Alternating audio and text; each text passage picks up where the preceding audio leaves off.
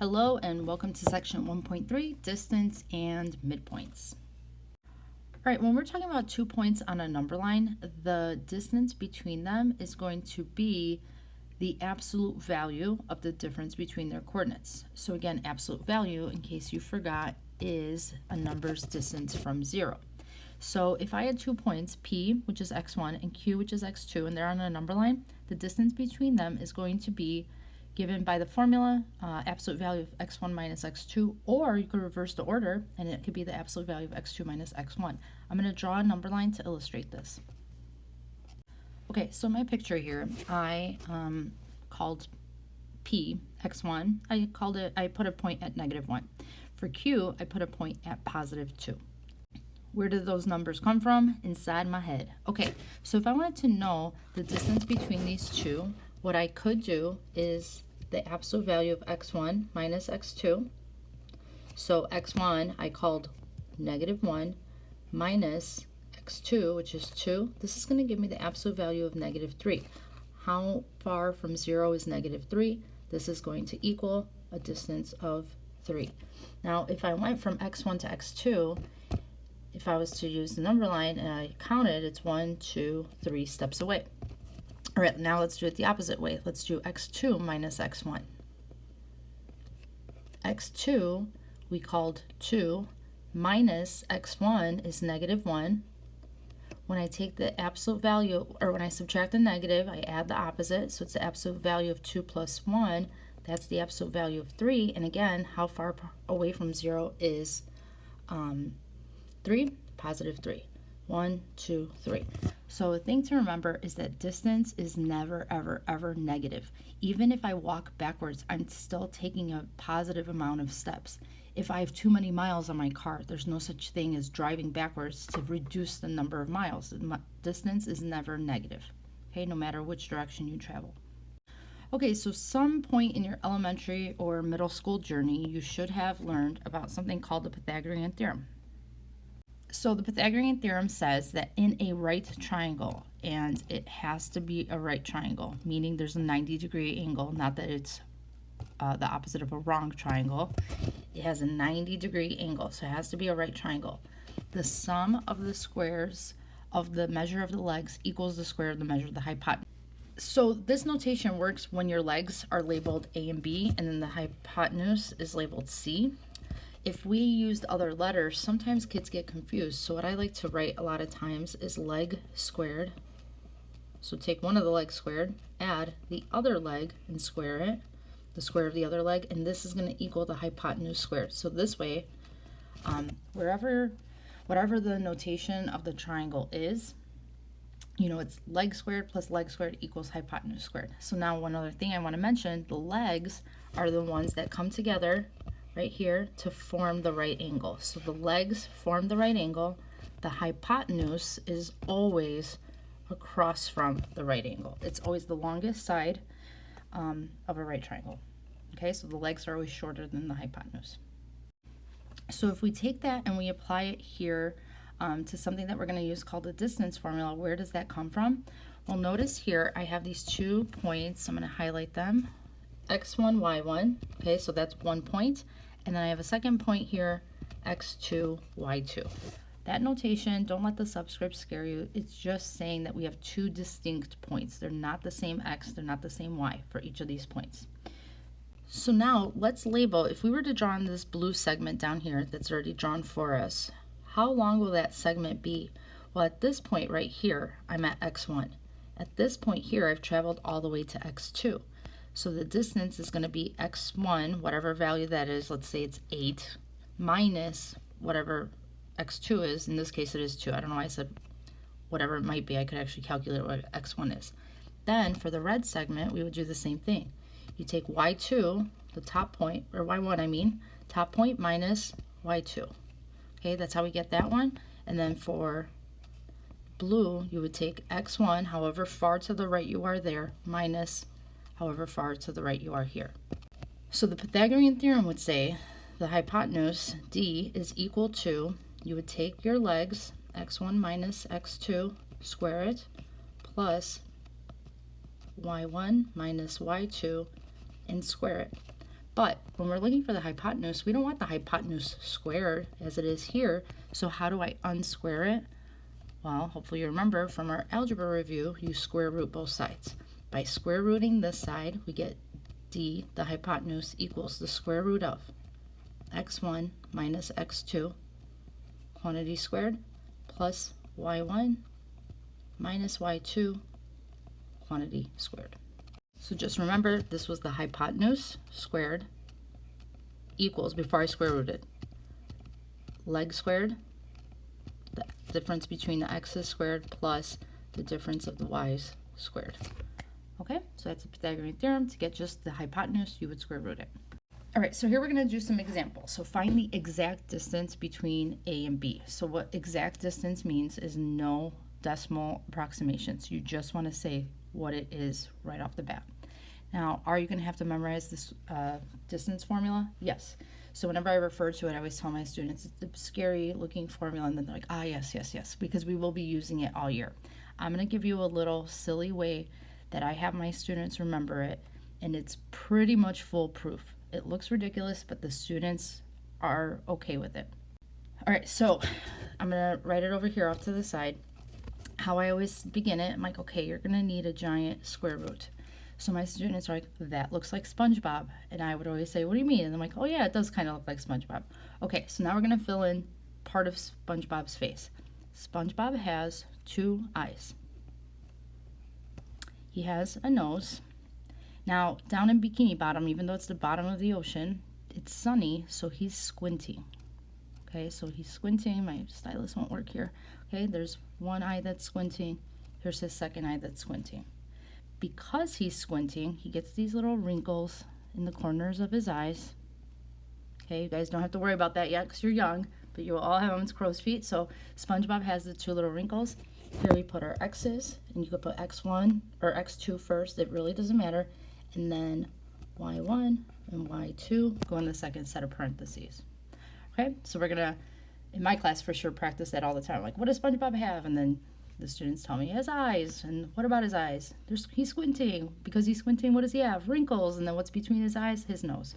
So whether or not you use that is totally up to you. I have found that my students are very successful using that little silly way to remember. Okay, so now let's go back to this problem. Find the exact distance between -3, -5, and 4, -6. All right, so I'm going to start off again. SpongeBob. What does SpongeBob have? He has 2 eyes. What's between his eyes? His nose.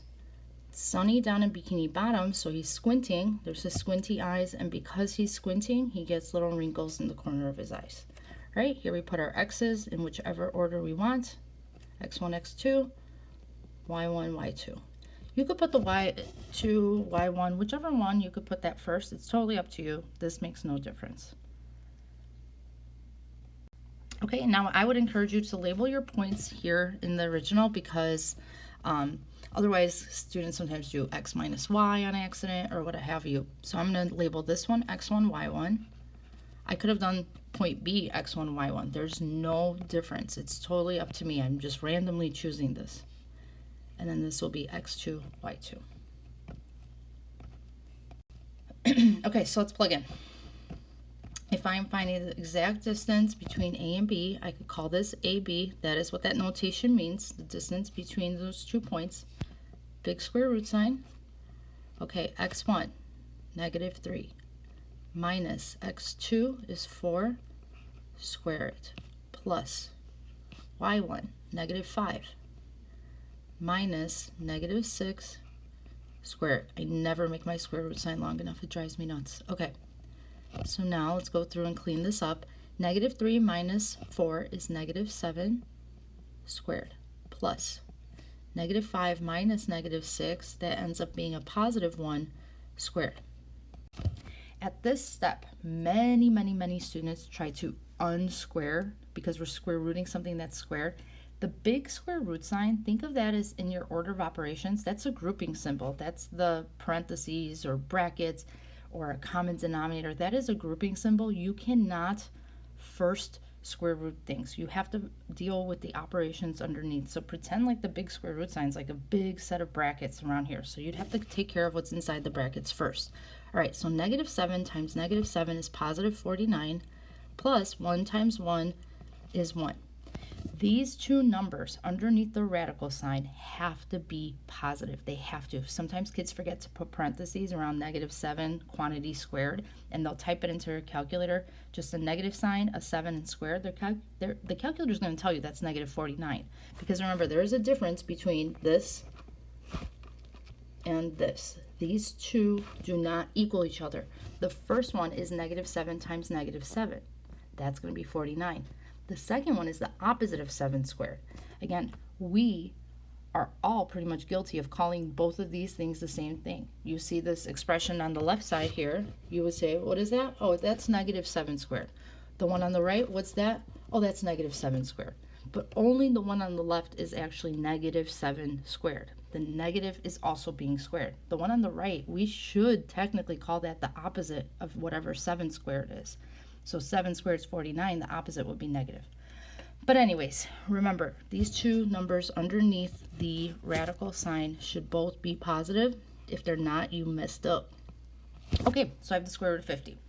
And so now it says exact distance. I'm going to simplify. We always simplify radicals just the way we always simplify fractions. So square root of 50 is the square root of 25 times the square root of 2. The square root of 25 is 5 square roots of 2, and we are done with this problem. Okay, the second one on this page says find the approximate distance between G, 1, 1, and B, 6, 14. So go ahead, do this one yourself. Try not to look at the distance formula that's on the page. That's kind of hard to do because it's on your page, but try to do my little silly SpongeBob thing and see if you get it, because you are going to need to know this formula throughout the course. Okay, so for the rest of the year. So go ahead, pause it. Again, I would label x1, y1. I would label x2, y2, just to keep those straight so you don't intertwine them and don't do like an x minus y, which is very common. Go ahead, pause the video, and I will display the answer. Okay, one thing I do want to note, it does say to find the approximate answer. I will show you both, but you can do approximate on your calculator for this one. All right, so what you should have gotten is the square root of 194. That actually can't be simplified. The approximate answer is 13.93. You do use your calculator for approximate answers. So even though we take the calculator away from you for many times, try practicing how to get that. Remember that if you did not get that answer, please ask your teacher in class tomorrow. All right, so the last part of this is what is a midpoint. We're going to talk about the midpoint. So a midpoint is a point in the middle, of two endpoints.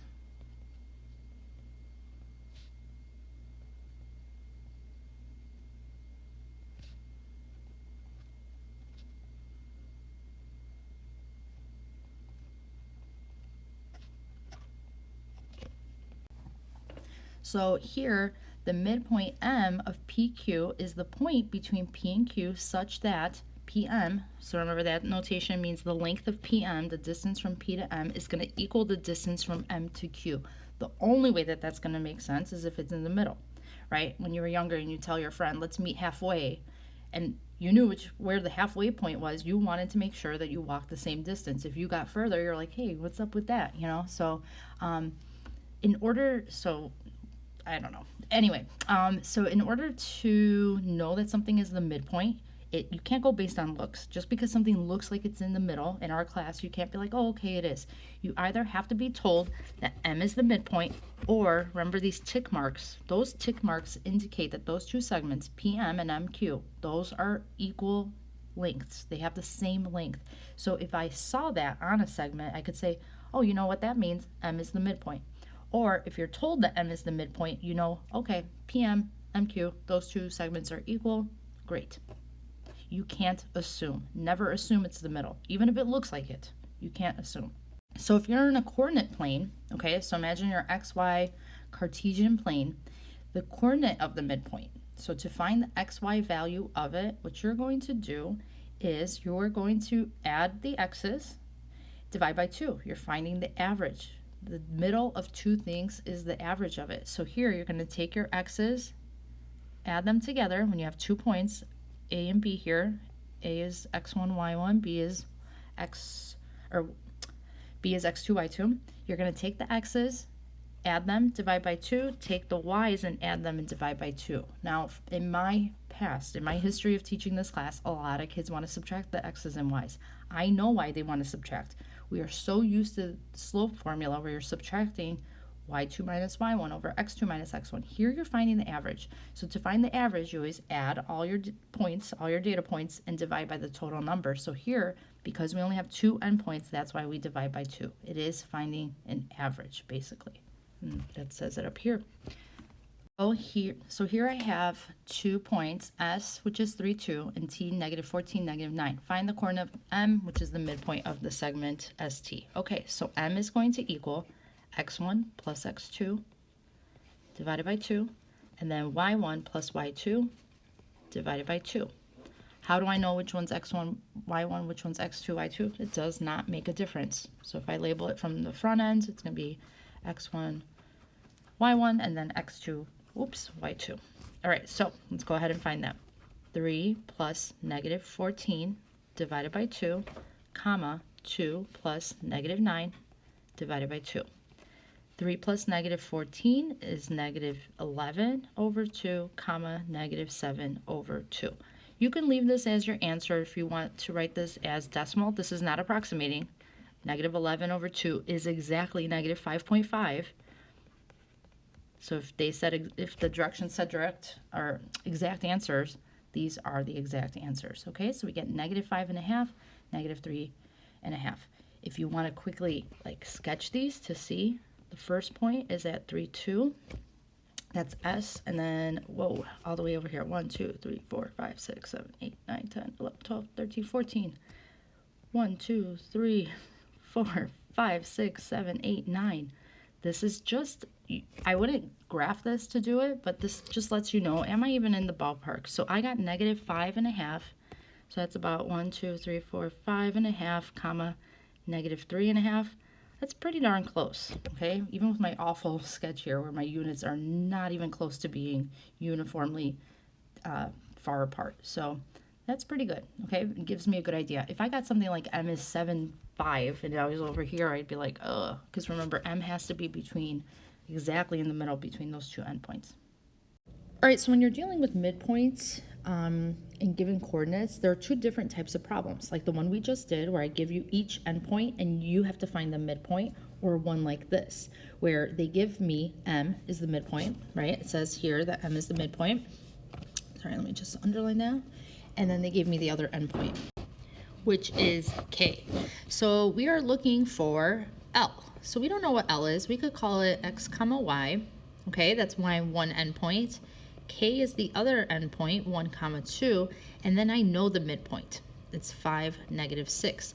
So what I'm going to do to find L, right, that's the point that I'm looking for, is I'm still going to set up that same equation, the same midpoint formula equation between my 2 endpoints. However, this time I'm going to know what each of the coordinates is. So here's what I mean. We're going to do, let me change that, x plus 1 divided by 2. That's going to be the x coordinate of the midpoint, but I know what it is. They told me right here. It's 5. Whoops, I wanted to circle that, not cross it out. Okay, so it's going to equal 5. So now I'm going to solve for x. How? I'm going to multiply both sides by 2. I am left with x plus 1 equals 10. Subtract 1, x is going to equal 9. Let's do the same thing, but now let's do the y's. So y plus 2 over 2, because you always divide by 2, is going to equal the y coordinate of the endpoint, or of the midpoint, I mean, so negative 6. Now I'm going to show you to solve this a different way. You can write this as a fraction on the right here. Negative 6 is the same thing as negative 6 over 1. Why did I do that? Because now we could do cross products. I could do 1 times y plus 2, which is just y plus 2, is going to equal, and then 2 times negative 6 is negative 12. I don't have to do it this way, right? If I had just multiplied here, multiplied both sides by 2, which just seems simpler, right? I would get the same answer. So I have y plus 2 equals negative 12. Subtract 2 from both sides, y is going to equal negative 14. All right, so we found the coordinates of the first endpoint. It's x, 9, comma, y, negative 14. Real quick, what you can do is use those two endpoints. 9 plus 1, that is equal to 10. 10 divided by 2 does give me 5. And then let's check the same thing, but with the y coordinates. So I got y is negative 14 here. If I did negative 14 plus 2, that's negative 12. Negative 12 divided by 2 is negative 6. So I can with confidence say, yes, this is the correct answer. So again, just remember there's two different types of problems that you may encounter. If you have the endpoints, that's actually a little bit easier because you just add the x's, divide by 2, add the y's, divide by 2. If you're given an endpoint, midpoint, and you're looking for the other one, the other endpoint, that's a little bit more work. All right, we have one more example here. Now we are dealing with a midpoint problem where they're not giving us coordinates. They're giving us actual segments and giving us pieces of each segment. So O is the midpoint of segment PR, and then they give me a bunch of stuff. So the first thing I'm going to do is draw that. If O is the midpoint of segment PR, let's put P here, R there. Sorry about that bell. Class is over. Just kidding. Okay, and then we're going to put O in the middle because it's the midpoint. Now, I like to put these little tick marks because I do like to keep track of what is equal, and then I don't have to keep refreshing my mind. Okay, PR is equal to 14x plus 2. And OR is where a surgeon works. Just kidding. It's 6 minus 3x. So it's from O to R. That is that segment. So when we set up an equation, because this is an equation solving one, this isn't coordinates where you're going to be adding x's divided by 2, add y's divided by 2. We're going to set up an equation. We know the entire thing here, 14x plus 2, is going to equal, a big mistake that kids make is they're going to equal it to 6 minus 3x. That's impossible. An entire piece of anything, this is just common sense. You don't even have to know any geometry to know.